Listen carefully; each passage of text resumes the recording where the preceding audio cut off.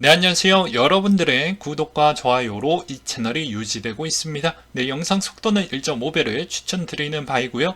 네, 이번에도 어떠한 소식이 나왔는지 같이 한번 내용을 보도록 하겠습니다. 네, 미국의 3월 채용 공고 예상치가 1120만 건에 상회하며 전월 대비 증가한 수치를 보여주었다라는 것으로 알 수 있는 내용은 그만큼 경기가 어느 정도 받쳐줄 수 있구나 라고 볼 수가 있게 되겠고요. 카시카리 미니애폴리스 연은 총재가 높은 인플레이션 시대가 도래했다라고 또 발언을 또 하기도 했습니다. 인플레이션 목표치 2%로 돌아가기 위해서는 아무래도 수년이 걸릴 수 있다. 뭐 이런 이야기를 또 하기도 했다라고 하고요. 국내 소비자 물가 예상치가 4.4% 상회하며 전년 대비 상승폭이 확대됐다라고 해서 그 이유는 아무래도 석유 때문에 라고 보시면 될 것 같습니다. 34% 정도를 차지하고 있기 때문이죠. 4월 금통위 의사록이 물가 안정을 위해서 완화적 통화 정책을 일관된 축소 기조를 강조하기도 했었는데요. 의사록에 따르면 높아진 대외 불확실성에도 성장세는 당분간 잠재 수준을 상회하고 있는데 최근에 상방 압력이 임금, 환율 상승으로 인해서 더 확대될 가능성이 있어서 좀 걱정이 된다. 뭐 그런 이야기를 또 하기도 했었거니와 달러 인덱스 추이는 103.47을 기록을 했다라고 하는데요. 5월 미국의 FOMC 회의를 앞두고 매파적 연준의 우려에 기반한 달러와 강세가 좀 진정된 가운데 22에 이제 7월에 금리 인상 가능성이 좀 높아짐으로써 소폭 하락을 했다라는 것과 금 가격 추이는 온스당 1868달러 선으로 마감을 보여주었다라고 합니다. 네, 미국의 FOMC 회의를 앞두고 관망세가 우세해지면서 변동성이 제한된 가운데 매파적인 연준의 선 방향으로 인해서 달러와 약세가 시현된 점이 상승으로 마감을 보여주었다라는 것과 유가는 배럴당 102.41달러로 마감을 보여주었다라고 하는데요. 중국의 베이징의 코로나 제재 조치가 강화된 점과 EU 러시아산 원유 금수 조치에 따른 영향성이라고 보고 있습니다. 미국의 SEC 위원이 암호화폐 시장 단속 인력을 2배 확대하겠다. 근데 이제 여기에서 헤스터 피어스 SEC 위원이 해당 계획에 반대한다. 왜 반대를 하냐라고 이야기를 하다 보니까 트위터에서 이렇게 남겼습니다. 야, 우리는 단속하는 집행관에 따른 역할도 있겠지만 다른 역할도 있다. 근데 시장에 있어서 어느 정도 좀 체계를 만들어 놓고 단속을 해야 되지 않겠냐. 근데 지금부터 단속에 있는 인력만 충원을 한다라고 하면 이게 좀 어폐가 있지 않겠냐. 뭐 이런 의견을 또 남겨주시기도 했었고요. 테조스가 런치패드 플랫폼이 나왔다라고 하는데요. 보게 되면 이번 런치패드 홈페이지에 들어가 보시면 해당에 있는 여러 가지 정보를 또 확인을 해볼 수가 있다고 합니다. 그래서 보게 되면은 스테이킹, 티어 및 셀 참여, 그리고 티어에서도 이코노미, 비즈니스 클래스, 퍼스트 클래스, 이그제 큐티브 퍼스트 클래스라고 해서 그냥 간단하게 이야기를 하면 뭐 그런 거예요. 해당에 있는 코인을 넣어서 최대한 코인이 안 나오게끔 벌써 이렇게 또 설계를 또 해놨죠. 그리고 파밍도 있고요. 그래서 최대한 활용성 있는 코인이 또 최대한 적게 나올 수 있을 만한 모델링이 또 추가가 되었기 때문에 테저스의 또 어느 정도 하방은 이 역할에 또 많은 방어적인 부분이 좀 될 것 같다. 근데 단초권은 그만큼 또 이것을 많이 이용을 해야 되겠죠. 그래서 기본의 기본으로 설명을 좀 드렸던 부분이 되겠고요. 그리고 ICO 허용 합법화 디지털 자산 기본법의 제정 추진이 확정이 됐다라고 했는데요. 예, 허용의 추진은 하고 있는데 이게 확정이 되긴 했지만 아직은 초안의 계획만 갖고 있기 때문에 그렇게 저는 크게 관심은 없습니다. 네, 이게 명확하게 딱 되면은 괜찮은데 아직은 진행 과정이기 때문에 제대로 할 때까지는 저는 좀 믿지 않는 것으로 보겠고요. 일단은 이게 디지털 자산 기본법을 제정을 추진을 한다라고 해서 취지와 내용은 좋습니다. 왜냐면 이때까지 뭐 탈세 기반에 따른 뭐 규제 추진화 정책만 미친 듯이 내놨다고 하면 이번에 기본법에 있는 내용은 그나마 우리한테 좀 더 뭐 어떻게 보면 뭐 거래소 뭐 규제안이나 우리한테 뭐 할 수 있을 만한 코인에 조금 더 이로운 그런 정책들이 일부 들어가져 있기 때문에 저는 조금은 괜찮다고 보지만 다 계획안이기 때문에 그 점은 또 속지 말자라고 설명을 좀 드리고 싶었고요. 푸틴이 비우호국 제품의 원자재 수출 금지 한국도 포함을 시키겠다라고 해서 대러 제재에 동참한 48개국 비우호국으로 지정을 하겠다라는 내용이 또 나와주기도 했습니다. 그러면서 또 유럽 쪽에서는 상대적으로 또 대응을 하겠다라고 하지만 그게 대응이 아니라 오히려 자기의 생계를 위해서 어쩔 수 없이 그런 액션을 취하고 있다라고 저는 생각을 하고 있는데요.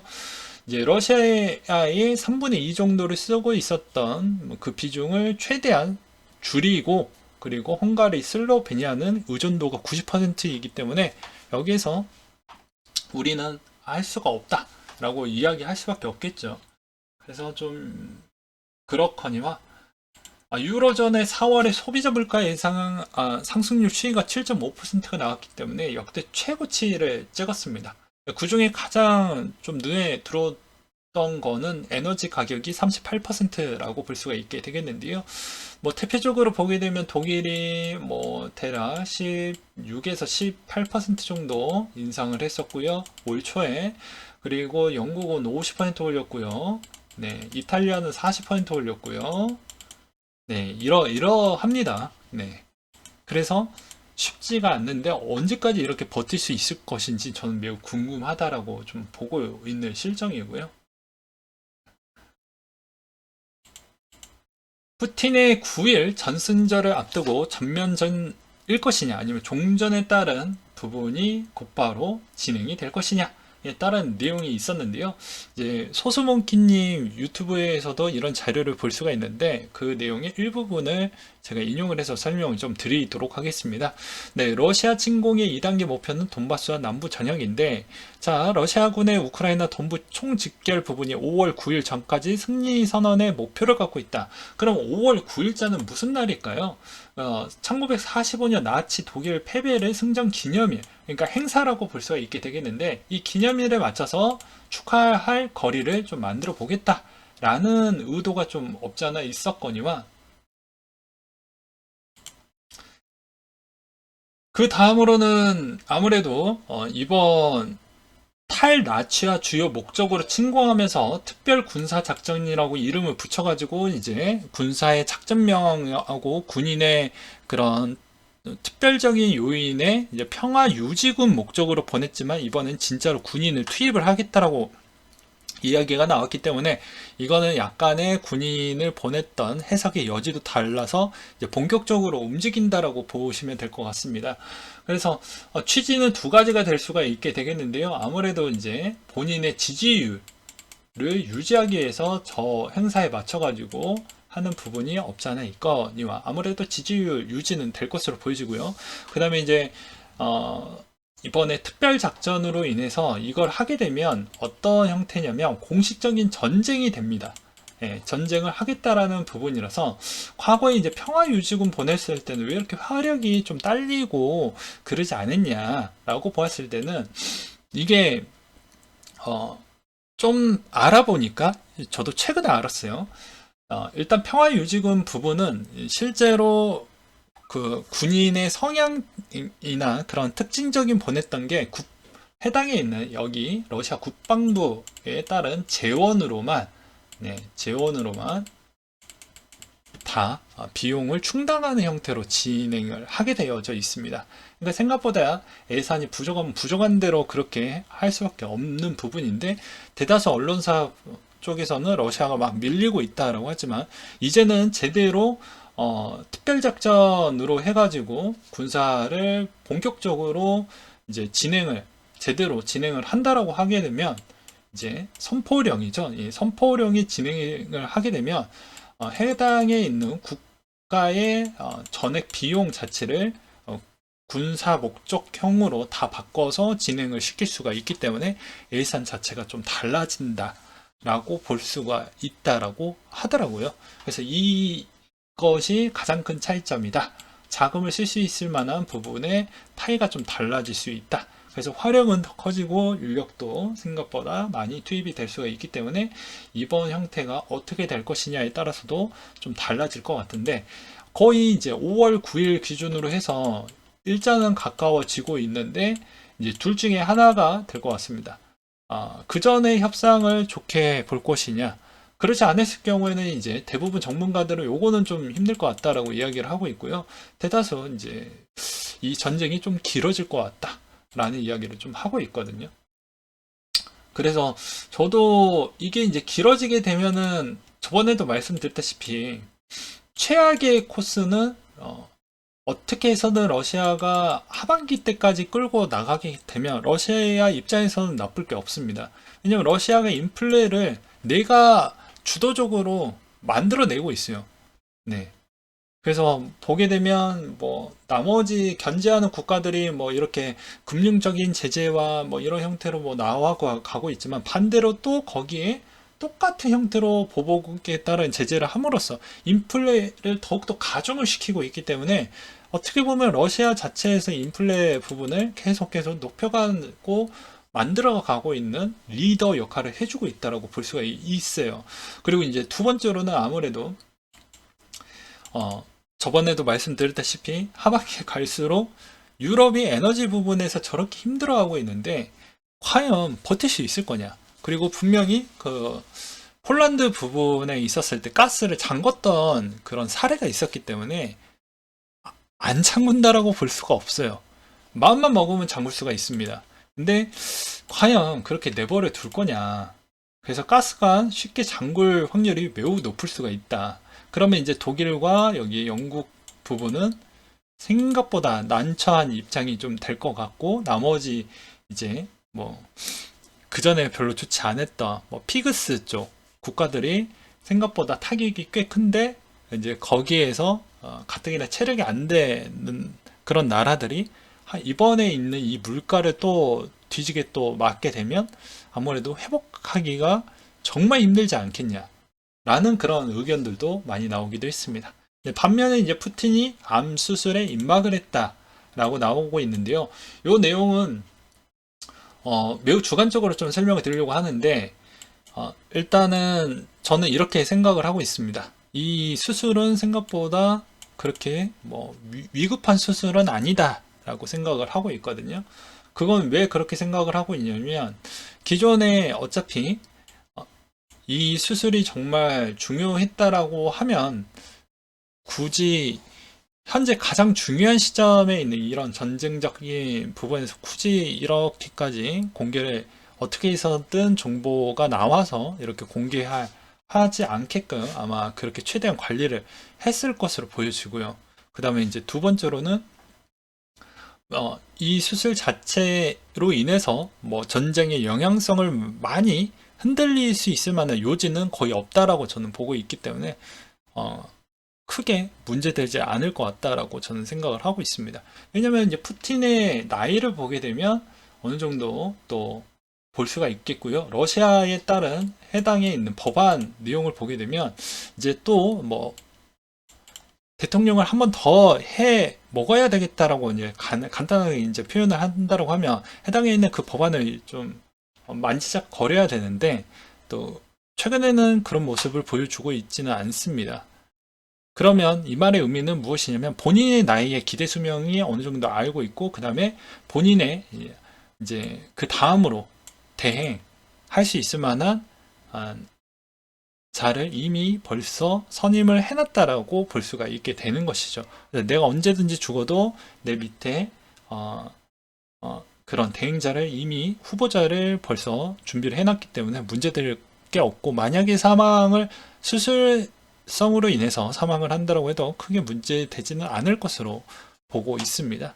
그래서 뭐 큰 이슈거리라고 보기에는 좀 어려운 부분이 없지 않아 있다라고 저는 생각을 갖고 있습니다. 그래서 큰 문제거리는 아니다 라고 생각을 해볼 수가 있게 되겠고요. 또 반면에는 또 이런 전시적 상황에서 대통령이라는 수장 자체가 이런 수술을 받고 있다고 하면 주변에 있는 그런 사기 부분도 생각보다 제가 보기에는 좋은 쪽으로 갈 확률이 더 높을 것으로 보고 있습니다. 그 다음으로 코스피 퍼가 칠레, 페루, 남아공, 필리핀보다 저평가이다라고 했는데 디스카운트 6가지 요인을 보게 되면 MSCI 선진국 지수를 제외됐고 지배구조 불투명, 물적 분할 쪼개기, 낮은 배당, 국민연금 투매, 서학개 및 이탈이라고 되어져 있죠. 이걸 코인 쪽 관점으로 제가 조금 변경을 해서 설명을 드린다고 하면 첫 번째 보호받지 못한 부분, 그리고 두 번째 어떻게 보면은 해당의 여러 가지에 있는 이런 조건부 배당을 좀 더 줄 수 있을 만한 그런 조건이 안 되죠. 왜냐면 또 규제 안에 또 걸리니까. 그래서 특출나게 써먹을 때는 많지만 오히려 이제 대부분 대표 IT 기업들이 가치 훼손이 너무 많이 크다 보니까 덩달아 비트코인에 따른 가치 수단에 따른 저장 요소도 가치 훼손이 좀 많이 됐다라고 보는 게 맞지 않겠냐라고 저는 그렇게 보고 있습니다. 그 다음으로는 이렇게 또 짤도 도는 게 있더라고요. 자, 미국 장이 좋아도 미국 장으로 또 돈이 들어가기 때문에 오히려 비트코인이 또 약세를 보인다.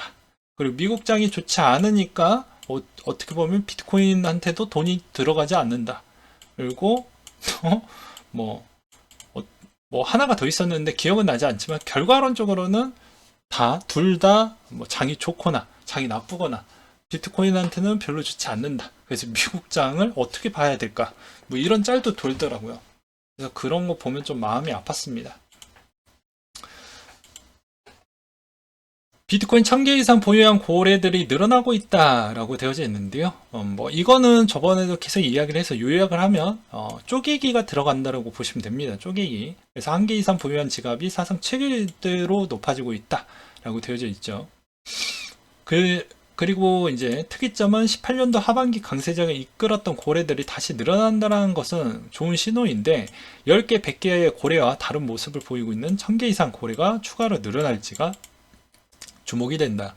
근데 여기서 10개에서 100개가 중요하기도 해요. 근데 1000개까지도 늘어나는지 왜 주목을 해야 되냐면 시중에 통화량 자체가 많이 풀렸기 때문에 그만큼 비트코인을 더 많이 구매할 수 있을 만한 구매력 효과를 본다고 하면 10개에서 1000개 사이가 제일 많이 늘어나야 된다고 저는 보고 있는 실정입니다. 옛날 같은 경우에는 시장이 작았기 때문에 10개에서 100개 정도만 해도 그럴 수 있어 라고 볼 수 있겠지만 1000개도 금액 대비로 보면 우아하겠지만 전체 통화량 대비가 그만큼 많이 증가를 했기 때문에 못해도 10개에서 1000개 사이에 있는 그 범위가 제일 두꺼워야 되고 제일 많이 있어야 된다고 저는 보고는 있어요.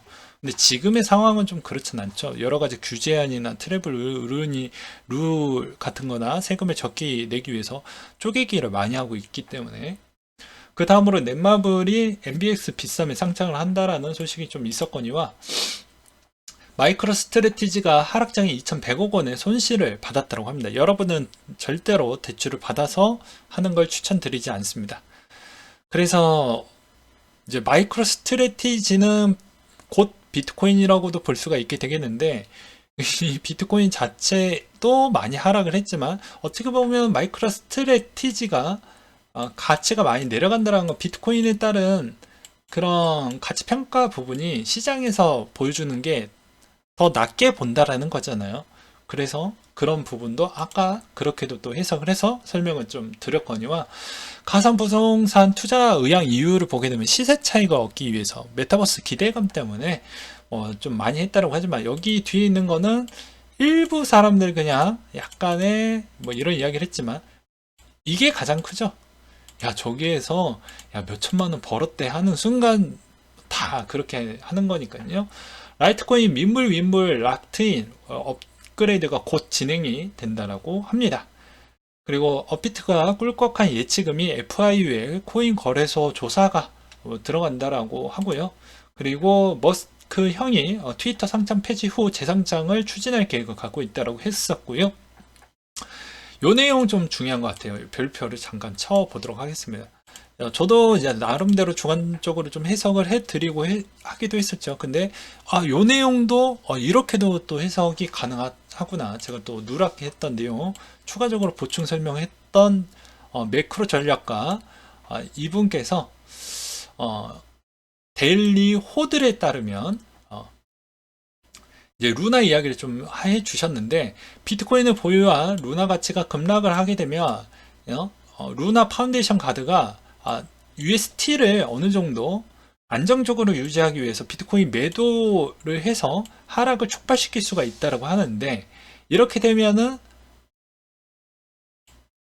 이래 되겠죠. 왜 이렇게 되는지 아시겠죠? 자, 일단은 시장이 좋지 않아. 네. 그래서 덩달아 루나가 빠졌어요. 네. 그러면 당연히 이제 UST의 알고리즘 형태로 해가지고 알고리즘형 스테이블 코인이기 때문에 팩으로 안전적으로 유지를 하기 위해서 비트코인 매도를 해서 시장의 하락이 더욱더 촉발이 된다고 했으니까 메꿔주기 위해서 계속 사줘야지 이제 가격이 안정화가 되는 거니까, 간단하게 이야기를 하면. 그러면 당연히 비트코인이 한 번 더 내려가게 되면 시장이 좀 더 내려갈 수 있는 이 여지가 여기에서 끝날 게 여기까지 이루어질 수가 있다는 거죠. 뭐 하락의 가중치를 더 많이 실어주게 되면 선물의 가중치를 더 실어주게 되는 거니까 오히려 어떻게 되냐면 더 많이 내려가겠죠. 그러면 그만큼 많은 필요적인 경비가 더 많이 들어갈 건데 좀 불안한 거 아니냐라는 의견을 또 강조를 하기도 했습니다. 근데 이것도 이게 이런 형태로도 맞는 얘기인 거죠. 네. 근데 저도 저번에도 뭐 장점과 단점 둘 다 이야기를 하기도 했어요. 시장이 비트코인을 선택을 했던 부분은 나머지 알트코인들 대비보다는 체력이 좋고, 그 다음에 두 번째로는 어차피 그 예치금 부분에 따른 이자 지급의 보증성으로 들고 있었던 것이기 때문에 어떻게 보면 올라가는 부분이 더 올라가게 되면 이자 지급을 하고도 여유 자금 비중이 훨씬 더 높기 때문에 나쁘지 않는다. 그리고 훼손이 된다라고 해도 어차피 알트코인이 훼손이 더 많이 되니까 비트코인 예치금 부분으로도 충분히 충당할 수 있을 만한 모델링이라서 그렇게 선정을 했다라고 볼 수가 있겠고, 홍보도 또 이쁘게 또 포장이 돼서 그렇게 또 잘 나가기도 했었고요. 그게 장점인데, 단점은 뭐 이분대로 이렇게도 또 볼 수가 있다. 근데 이거는 이제 얼마나 많이 하락을 보여줄 것이냐, 진짜 최악의 하락기가 나오게 되면 이분의 주장이 정말로 잘 먹혀 들어갔다고 볼 수가 있는 거죠. 세상의 모든 코인 설계가 정말 문제없이 이렇게 돌아가는 거 다 한 번도 본 적이 없잖아요. 여러분들 아시잖아요. 근데 내가 들고 있다라고 해서 코인이 그 코인에 있는 편을 들어줘봐야 그 코인이 가격이 방어되는 게 아닙니다. 절대로. 우리가 보고 좀 냉철하게, 그리고 냉정하게, 그리고 객관적으로 좀 보면서 코인이 정말로 최대한 안정권이냐, 그리고 하방은 어디까지 열려져 있고 나는 어디에서 무언가에 어떻게 대응을 할 거고 어떤 결정을 내리겠다, 이 마음은 벌써 준비를 해놓고 시장에 참여를 해야 되는 거예요. 그래서 그런 점도 좀 보셔라. 근데 이런 이야기 하면 욕 겁나 하죠. 예. 네가 뭔데 새끼 하면서 그냥 너는 결과값만 알려줘, 뭐 이렇게 뭐 얘기를 많이 하시니까. 그 다음에 이제 트론이 5월 5일 날 또 그것을 한다라고 하죠. USDD 이벤트를 계속해서 이제 루나와 비슷한 모델링으로 진행을 하니까 제가 계속 뭐 거의 뭐 그냥 대놓고 강조를 많이 했습니다. 그러니까 그런 점도 적절히 챙겨 먹을 사람은 챙겨 먹고, 뭐 이자 하실 분들은 이자 하시고 하라고 이야기를 했죠. 그리고 디지털 경제 패권국가 디지털 플랫폼 정부 국정과제 전면 배치를 하겠다. 110대 국정과제 NFT로 당선인에게 전달을 했다. 그 내용 보니까 뭐 이런 뭐 디지털 경제 패권국가 실현, 그리고 디지털 플랫폼 정부 구현, 국가 과학 기술 시스템 재설계. 그러니까 철수 형 같은 경우에는 기존의 인터넷 부분의 사업을 해왔던 사람이고 보안 쪽에 해왔던 사람이다 보니까 이제 이런 쪽으로 만들어 가는 것을 많이 추구를 하는 입장인 것 같습니다. 근데 이게 제대로 돌아갈지는 봐야 되겠죠. 네, 저도 좀 그 다음으로 보게 되면 뭐 이런 의견도 있었습니다. 네, 러시아의 전문가들에 따른 의견이라고 해가지고 어떻게 보고 있냐면 러시아가 인플레를 아까도 주도하고 있다고 했잖아요. 그 주도하고 있다라는 건 미국이 이제 인플레로 고생을 엄청 많이 하고 있으니까 오히려 이제 러시아가 그걸 역으로 이용을 해서 계속 그런 형태로 장기전을 좀 가져가려고 한다. 그래서 러시아가 갖고 나한테 좀 얻는 걸 얻어가게끔 그렇게 하려고 하는데 미국도 이게 생각보다 이제 얻어가는 부분이 있어요. 우크라이나로 인해서 얻어가는 부분도 꽤 많은데 그거는 이제 일부분이고 정말 큰 그림으로 본다라고 하면 미국도 이런 상황으로 지속 갔었을 때는 결코 좋지 않은 모델링입니다. 참고로. 그렇기 때문에 쉽지는 않는다. 그리고 인플레를 오랫동안 가져가게 되면 러시아도 피해도 많이 크고 미국도 보고 다 피해를 많이 보는 거예요. 근데 누가 더 많이 빨리 져주고 누가 빨리 좋은 조건을 챙겨 먹냐 이 싸움인 것 같습니다. 유럽은 뭐 말할 필요성이 없죠. 겨울 되면 겨울까지 버티면 러시아가 이길 것 같은데 그 전에 협상을 어떻게 할 것이냐 그리고 여러 가지 뭐 추가적인 변수도 나올 수도 있겠죠. 그런 측면까지는 제가 이제 예측과 예단은 안 되겠지만 그렇게 또 보는 부분이 있고 어떤 전문가는 약간은 좀 더 한 단계 더 나가서 이렇게도 또 보시더라고요.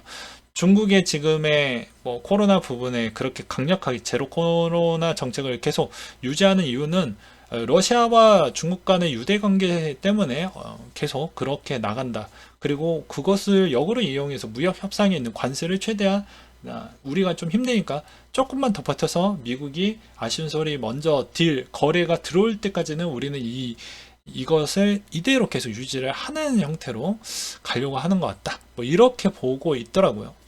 뭐 그게 꼭 맞다라고 보기에는 좀 어렵지만 저는 한 반반 정도라고 생각을 하고 있습니다. 그 다음에 게임만 하는데 월급이 나온다고 한국의 사회성 이유로 규제를 받고 있다라고 해서 P2E 게임을 이야기를 하고 있는데 뭐 P2E 게임 돈 버는 방식은 옛날에도 뭐 간단하게 얘기하면 채굴, 퀘스트 그리고 전투 부분에 있어서 플레이어가 얼마나 뭐 미르4로 예를 들어서 흑철 자원을 얻게 되는데 그 흑철을 드레이코와 바꾸고 드레이코는 위믹스나 암호화폐로 구매할 수 있는 위믹스 크레딧에서 교환을 할 수 있거나 거래소에서도 뭐 교환을 할 수 있게끔 그렇게 이제 돈벌이가 가능하다는 것인데 사행성이 너무 짙어요. 그리고 제가 저번에도 말씀드렸다시피 게임 위원회 위에 누가 있다라고 했죠? 네, 위에 누가 있습니까?